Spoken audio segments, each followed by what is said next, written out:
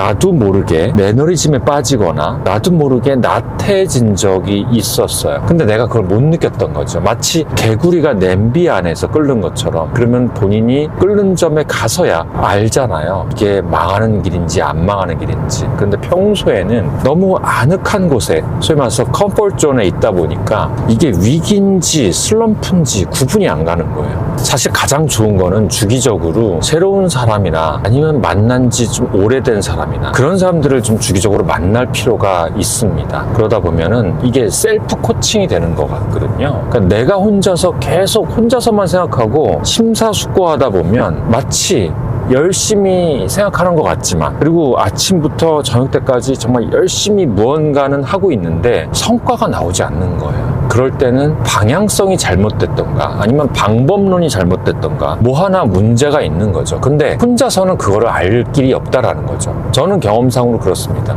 그래서 가끔씩은 새로운 사람을 만나거나 아니면 만난 지 오래됐던 지인을 만나는 거예요. 그래서 어떤 목적의식을 가지고 만나는 게 아니라 그냥 살아가는 얘기를 하는 거예요. 그러다 보면 이 사람이 이런 거를 하고 있네? 이 사람은 이런 거를 하네? 그러면서 내가 예전에 하던 건데 나는 요즘에 안 하고 있구나. 이런 거를 깨달을 때도 있고요. 때로는 더 중요한 건요. 일감을 직접 줄 때가 있어요. 진짜 놀라운 일입니다. 그러니까 개똥도 약에 쓰려면 없다라는 말이 있잖아요. 사람들은 그러니까 내가 어떤 수요가 있는데 이 수요에 필요한 사람을 찾잖아요. 근데 우리는 잘 생각이 안 나요. 그러니까 무슨 얘기냐면 내가 어떤 일을 누구한테 맡기고 싶어. 난 돈을 낼 의향이 있어요. 근데 그 right person, 그 사람이 생각이 안 나는 거예요. 그래서 주기적으로 나의 존재감을 알릴 필요도 있어요. 꼭 내가 존재감을 알리기 위해서 만난다라는 느낌보다는 저는 그런 경험을 많이 했습니다. 그냥 나는 목적의식 없이 그냥 어떤 사람을 만났어요. 근데 그 사람이 얘기하는 거예요.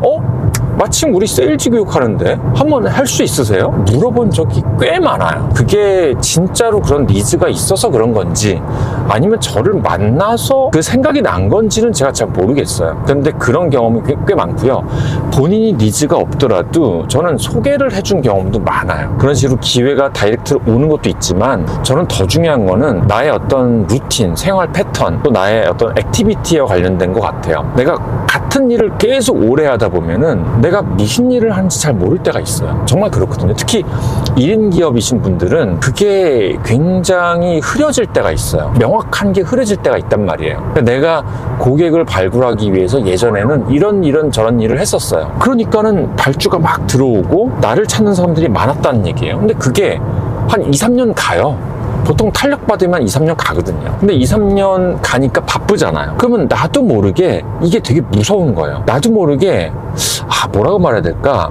거기에 안주하게 되고 조금 더 심하게 말하면 그것 때문에 내가 굉장히 거만해집니다. 그러면서 편해지는 거예요, 삶이. 고객 발굴을 위한 액티비티를 안 한 지가 2, 3년이 흘러버리는 거예요. 그러니까 2, 3년이 지난 다음에 세상 거시경제도 바뀌죠.